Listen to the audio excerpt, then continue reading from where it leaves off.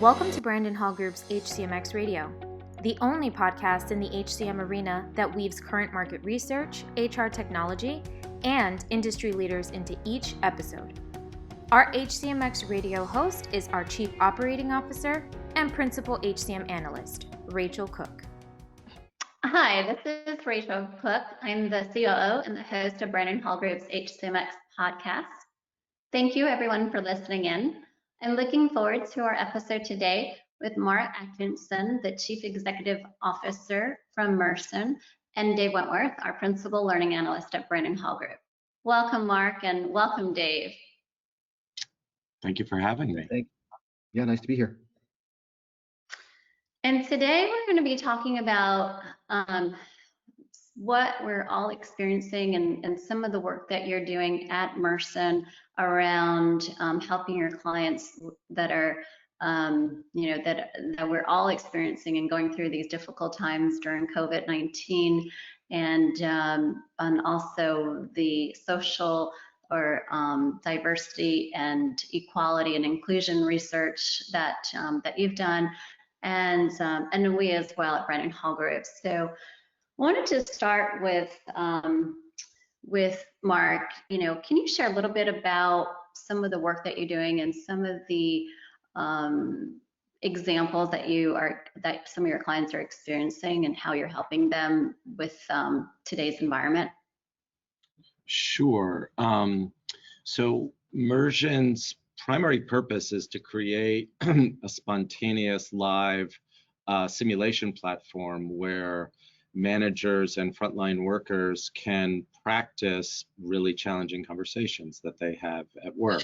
And so prior to COVID, that work tended to focus in a few key areas. We help leaders develop the skills of giving feedback to coworkers, leading diverse teams, running multinational cross-cultural kinds of projects, essentially becoming more effective communicators on the job. We support frontline workers in dealing with the thorniest of kind of customer interactions that they could have with people whose impatience and often sort of rudeness, to be perfectly blunt, challenges them in the delivery of the service that they do. And so often when confronted with a difficult coworker or a customer, our nature is to be patient for a moment, and if that person pushes our buttons, to revert to kind of our more basic instincts. And of course, in this day and age, those things can produce terrible consequences in the world. They can lead to lawsuits and claims of discrimination and unfairness. They certainly, if picked up in a customer interaction on an iPhone, can lead to kind of brand destroying kinds of events. And so that there was always a real need for employers to give frontline workers the opportunity, and managers the opportunity, to practice these difficult conversations. But now, if you look at what I think of as this kind of perfect storm of developments that we've been through as a society in the last 9 months or so, some of which built on prior tensions. So we've all lived through the sort of Occupy Wall Street movement, where we surfaced issues of fundamental unfairness and pay equity that have plagued the society and the way work has evolved. Those stories, which led to some public demonstrations of concern, were only followed months later by the Me Too movement and this real transparent outing of unacceptable behavior by managers in many companies and sectors of the economy. And then followed by what we've seen most recently in response to George Floyd, the reemergence of a problem that America has wrestled with since its founding, and that is this issue of systemic racism. And if you take all of those social tensions and then lock everybody down in this fear-induced pandemic that we have, you create a whole lot of urgency from society for the workplace to change. And that has led many an employer to come to us and say, it's no longer nice for our managers and our frontline workers to be able to practice what are certainly challenging conversations that we're having these days. It's absolutely essential that we do this. And this is not an indictment of anyone. This is the fact that, you know, we've all grown up in a world where we all do live in certain bubbles, and we have reinforcing conversations with people whose experiences and values are similar to our own. But at work, our job is to create a fair and equitable environment. And when we interact with customers, our job is to make them feel honored regardless of their background or views about the world. And those can be really challenging things to do. And people can't be good at it if they don't have an opportunity to practice. And Mursion is a great place to practice that stuff. So. And you've certainly been recognized for a number of awards over the past years with Branding Hall Group, and I think you're in a great opportunity and position to take your the simulations, the VR that you build to help teams and leaders and individuals, as you mentioned, kind of go through that experience and practice in a safe environment where maybe some areas they're not sure, or, you know, there's some ways of positioning, you know, I feel that people maybe not have a bad intent, but sometimes they don't realize how they are perceived or how things are expressed. And so by perfecting that, it's a culmination of different things that companies, leaders, and individuals need to come together and collaborate and create a new system, a new process for ways to be more actionable that can foster equality, equity, inclusion, and those things are very different depending on how you describe them in the actions that you take to put in place a new system. Yeah, I mean, there's several. I think there's several smart things in what you just said there, actually. I'll circle back to a few of them that really resonate with me. Your point about safety. One of the downsides of the highly charged political environment is that I think a lot of people have struggled with the sense of whether it's safe to try to reach out and have these difficult conversations. And at Mursion, we're deeply committed to the idea of the privacy of the right to private experimentation with having a tough conversation. I mean, anybody who's raised a teenager knows that what this is like. You know, there are times when you really go into the shower and you're like, could I only have thought that conversation through before I went to that place where I got so frustrated that I said the stupid thing that I shouldn't have said? Well, we all have that same experience at work, and heaven knows with difficult customers, you want a safe place to experiment. And the second thing you said that I really resonated with me, which our data shows to be true, is that people are inherently good, that they actually do want to connect, that this is not, you know, a country or planet dominated by evildoers, that it's just that people have not developed the vocabulary to not feel awkward reaching out to people whose backgrounds may be different. And they want, and which just reinforces this whole point of safety. I anecdotally can tell you a story about a client, a big telco company that we work with that has workers that come into your home and perform certain services related to your communications equipment in your home. And they're a wonderful company, and the workers are really wonderful. And I think, you know, if you came from the East Coast or the West Coast, you might look at them and say, oh, these are clearly the kind of folks that kind of come in and have a chip on their shoulder. And I watch these folks practice the conversations, and their job, by the way, is to be as professional. They might as well be coming into Buckingham Palace if they're coming into, you know, somebody's somewhat unkempt apartment, let's just say. And the job is to treat that customer as though they are, you know, royalty. We're here to provide a service and not to make judgment on the places we're walking through. And to look at these guys on their iPads rehearsing their scenarios where they've got to confront something that makes them somewhat uncomfortable, but do so in an empathetic, professional manner, it would literally bring tears to your eyes, the effort they make to really kind of listen, go deep, check any bias that they have at the door, and come across as true professionals. And to see them and see the data that comes out of these simulations, you realize that people really are yearning to connect to one another, and they just need the safety and opportunity to practice to get it right. You know, Absolutely.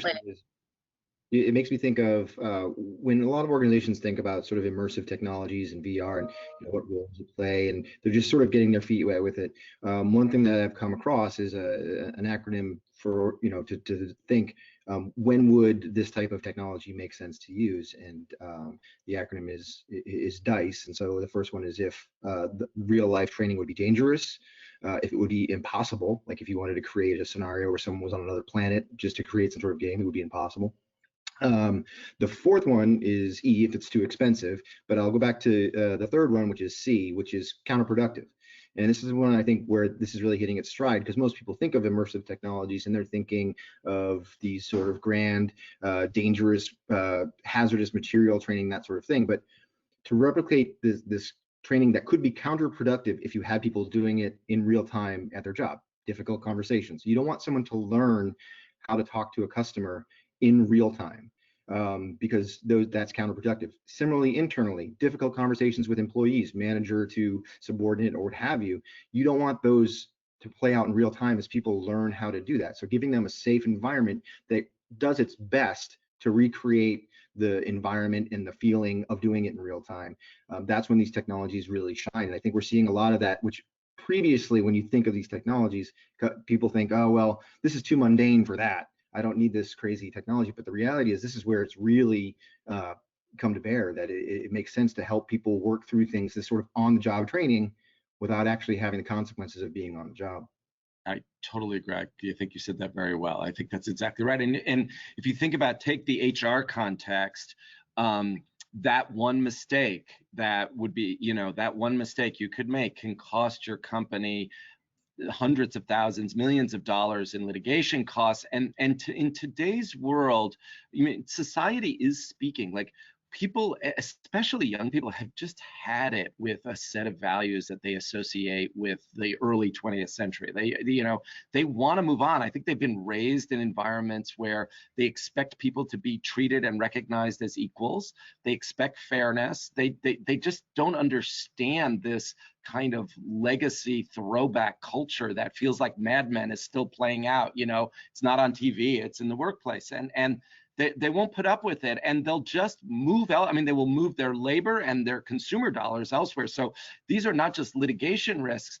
I think they're, as I said, they're sort of brand destroying events that can really jeopardize millions and millions of dollars of investment that a company has made to seem in tune with the younger generation. And not to say that these issues don't matter to all elderly and middle-aged people, but it is definitely an acute matter with the up-and-coming generation that is super sensitive to brands that treat people fairly. And I think it's the risk of one mistake is very high.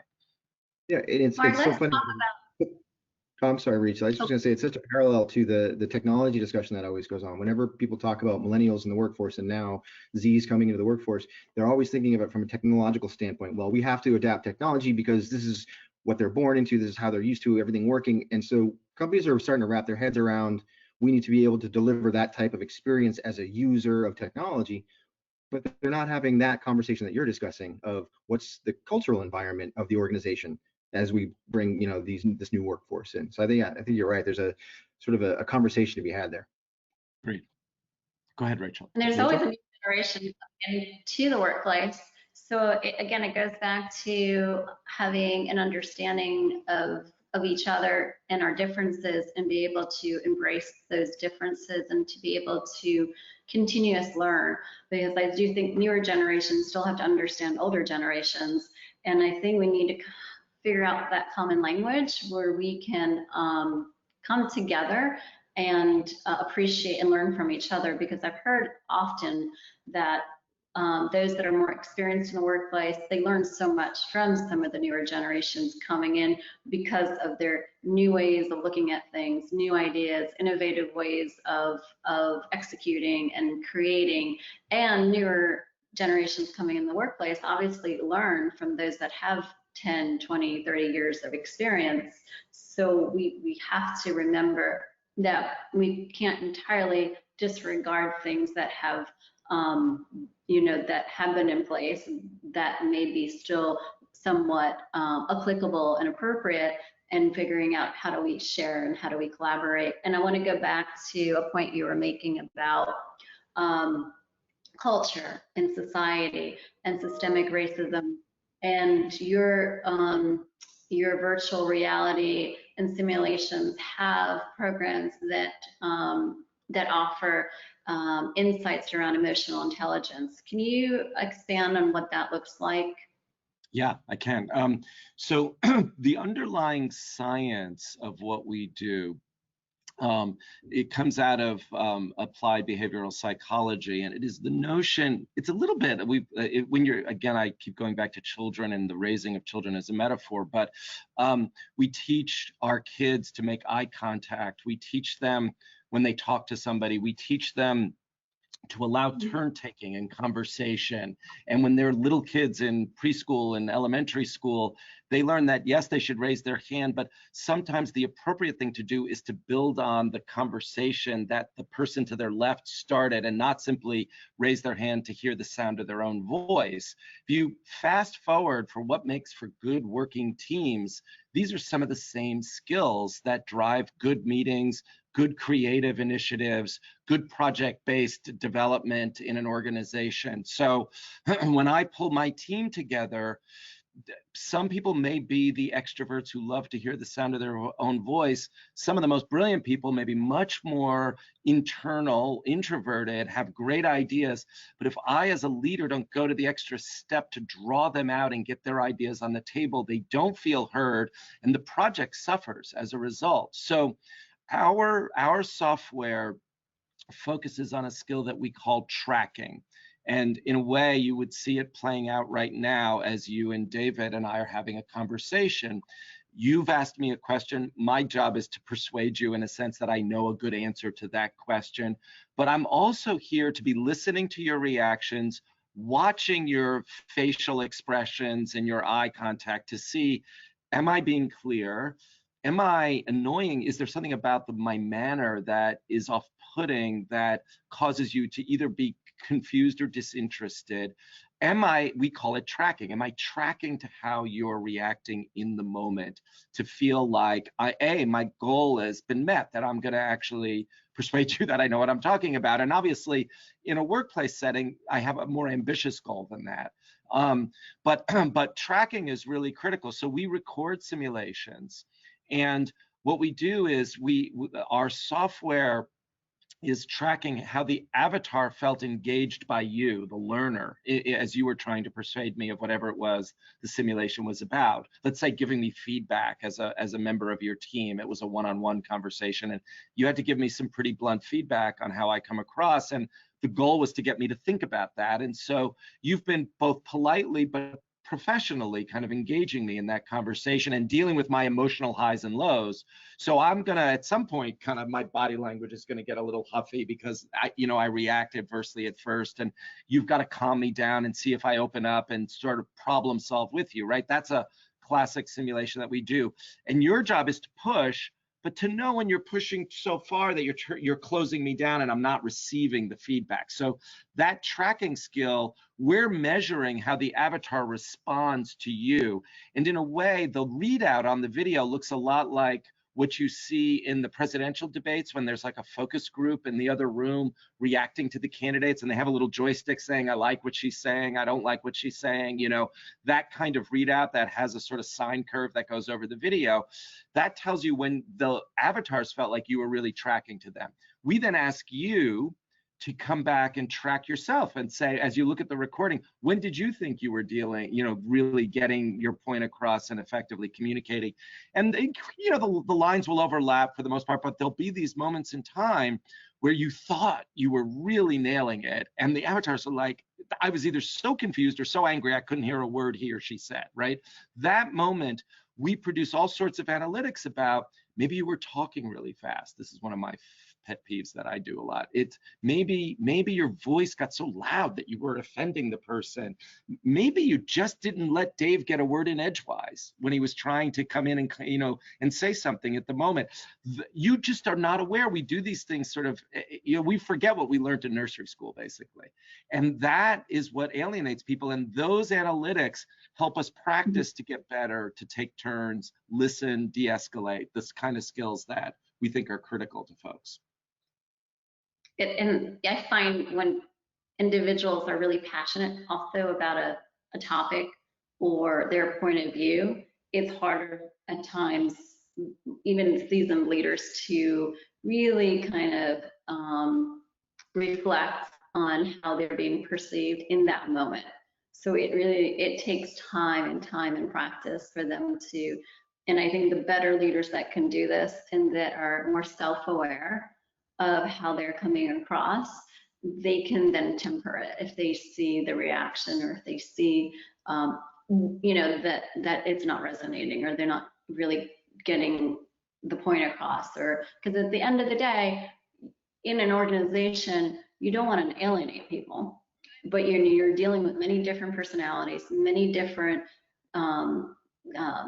ethnicities, backgrounds, upbringings, and so what they believe and what you believe sometimes are not always on the same page. But we really want people to perform, feel included, and when we're not, leaders are not, and companies don't have in place the systems that will foster these environments, as you mentioned, people are going to leave, and you don't even know why they left. So, or they may have left not, and maybe they left too soon and they didn't give it enough time too. So it's not always the leader's fault. It's just there's that ineffective communication channel that we need to figure out, and now even faster than ever, because I don't think companies have a lot of time to make any more mistakes.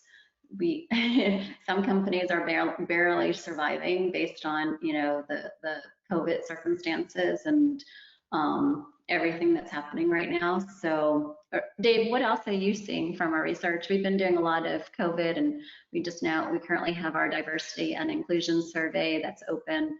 We're collecting some data there, and we're going to be doing a series of events, virtual events as well. What are some of is there anything interesting that you want to share? Yeah, I mean, I think what we're seeing is clearly, and I think everyone's sort of coming down to this conclusion, but we've got the data that, you know, whereas the percentage of the workforce that will be remote when this is all over or done, or whatever word you want to apply to the near future, will be larger than it was prior, right? So beforehand, there were organizations that didn't, you know, even want to entertain the idea of remote work, and then sort of overnight, everyone's hand has been forced and people are working remotely.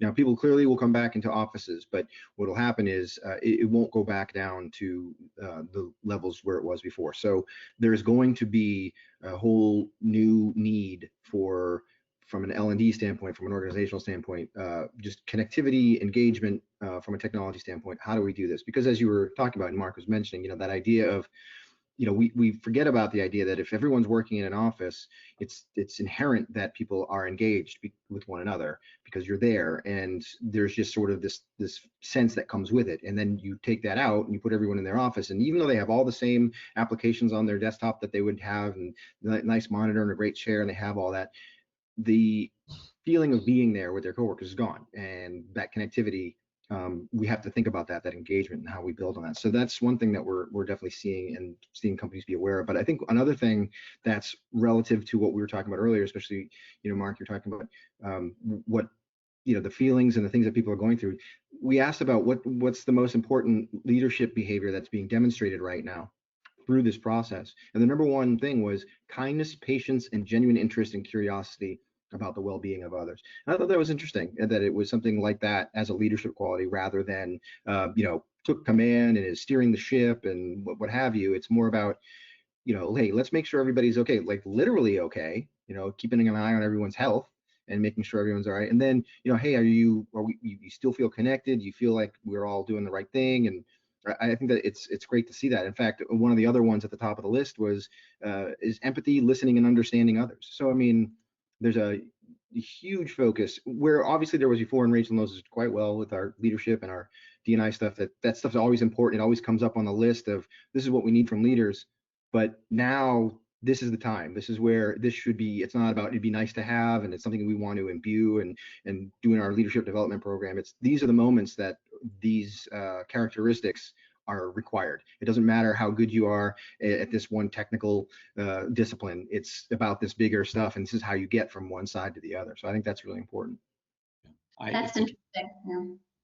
Yeah.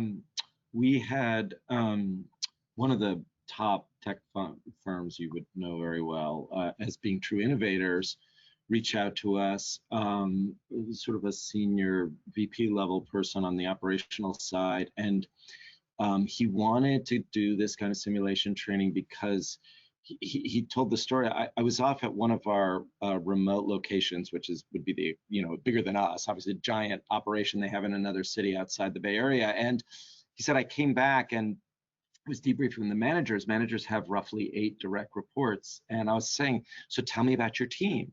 And to a T, every single one of them reported on their team based on some financial metrics. And he was like, yeah, no, I don't want to know about that. I want to tell me about your team. And he was like, they couldn't tell me if the team members were married, did they have kids, were they healthy? Like they knew nothing about them. And he was like, I can't believe I came up in this place. We knew everything about the people that worked for us. We could tell their stories. We knew when their kids were going to college. We made these connections. And I think we've all learned from being in Zoom and COVID that this stuff, this kind of we're people first and professionals second, is really critical to building successful enterprises. I totally agree with that. And we all forget to do it. It's really important. And having the ability through some of these simulations and the VR can help, because I also think a lot of those companies that were used to working remotely but didn't have disciplines in place to do webcams or to take the time to create that personal connection, I think there's where you lose that ability to really get to know each other if you don't have the time to see each other or to have lunch or go to happy hour, whatever that that team environment does, or have multiple opportunities to go play mini golf or whatever it is. Yeah. Everyone's moving so fast, it's such a rapid place. We're global. Everyone's practically global, and technology enabled. So this pandemic, I think, has caused everyone to take a pause. And oftentimes in the past, you did not necessarily feel comfortable, maybe with a few people, but not with everybody, letting everybody know about your personal lives and talk about what you did over the weekend. Because once Mondays start, it's like, okay, what's next? And it's not even Monday, it's over the weekend. It's continuous. What projects are coming? What challenges are there? What issues do we need to solve, which is ongoing for everybody. And so, one good thing I think of the pandemic is it's just causing everybody to take a pause and take inventory of what's important, and also go, you have to have empathy, because you're not just dealing with your child being sick, you might be dealing with, people's, family members are passing or going into the hospital, they can't see them, or, maybe they're fine, but it's just many different elements that everybody's dealing with. So if you don't have empathy, then there's something wrong with you at this point. And and I think it's so important that we all do, and also realize we're not perfect. No one's perfect, but we're trying, and creating more opportunities to develop and to train and to create these experiences that we may not be familiar with will just make us better people, better leaders, better organizations. It's interesting. We all need to be reminded of it. I talk about this, I write about it, I lead a company that focuses on it, and I forget to do it myself at times. So my daughter, my kids are older. My daughter is a junior in university and has her first summer internship. And of course, she's doing her internship on Zoom because that's what everybody's doing. And so a couple of times she's come down and parked herself in my conference room and done her Zoom calls from here so she can walk down with Daddy, which is charming for me. And in her firm, they play Jeopardy, you know, as at the end of a day, they get on Zoom and they all have a little Jeopardy round and get to know each other, and they ask trivia questions about one another, and they do these kinds of icebreaker activities. And she teases me. She's like, Dad, I hear you back there. You're always talking. You're so serious back there. Like, you need to lighten up. You need to lighten up. And we all do forget, like, this showing our humanity is a huge part of being a leader. And we all need to practice. It's you know. And it's not easy, especially when you have so many, there's a lot of demand, there's a lot of pressure, there's a lot of concern for your employees, for your clients. So it's not that you're, you know, when you don't feel like you're doing it, it's not because you're probably not wanting to do it. You just have all this other pressure that is not permitting you to be as you know, comfortable or you know, easygoing in that moment. Yes. But if we could just practice just a little bit, you know, each day and each week, I think those little moments will will be meaningful. Well, the beauty of Mursion is that it's very powerful in short doses. So it's not as though I got to take the whole day off to do this, or I've got to go to some remote location and immerse myself in something that distracts me from my work. You know, you're talking about 10 minutes in a simulator in a powerful, engaging practice session is a big wake-up call about how you're coming across. And that to me is part of the reason why so many folks have turned to us, because we could deliver a really impactful experience in a short amount of time. And we all need it, for sure. I for one, am high on the list. So what's interesting about that to me is that what we've seen change, and this is sort of anecdotal, is now that people are working remotely, they may be doing the same things, interacting with the same applications on their computer as they would have in the office. But so as an example, for our webinars, we do webinars, you know, once, twice a week. We have hundreds and hundreds of people sign up and register, but the percentage of people that actually attend is always less than people who have signed up. But what we've seen is people have been working from home, the percentage of people that actually attend is actually risen quite a bit, actually. And so what I think is happening, I see it in my own work, and it's you know, the types of interactions that you're describing, this is what's perfect, is people feel like they're able to better budget their own time when they're working remotely. Whereas if they are sitting in an office, there might be a slight hesitation to, do I take this 10 minutes to interact with this right now? When can I do it? Whereas when you're in your home office, like, you know what, I really want to take a look at this. I can do it. I'm going to do it now. So there's actually this more freedom, and it's not the type of freedom that I think some leaders were afraid of, as, oh, people aren't going to work as many hours. How are we going to get them to do what they want? They're actually going to do a better job of figuring out what they want to do when, and actually take advantage of the things if they're available. So, you know, that's the thing. A lot of these companies are finding themselves without a lot of this available right now, and they're scrambling to make it and create it and make it available. I agree. Very true. Go ahead, Rich. I'm sorry. Oh, just agreeing with you, Dave. And it is, you know, it's interesting how people are transitioning and managing their time to do more things that they can help themselves be more educated and informed and skilled, and figure out how they can then apply that in their jobs and their workplace. Yeah, right. I agree. And Mark, is there anything that you'd like to share at the end? No, please, go ahead. I'm sorry. Oh, I was just going to say, is there anything else that you'd like to leave with today and share with our listeners about what to look out for, what's next with Mursion? Sure. I mean, I think that there are three things I would call out that are very much on our horizon. Number one, to serve on any platform, so that on any device, at any time, in any way, you'll be able to get a simulation. Two, we're really excited about starting to share learning analytics that allow you to see how you're coming across in ways that you've never experienced, and give you the opportunity to practice again.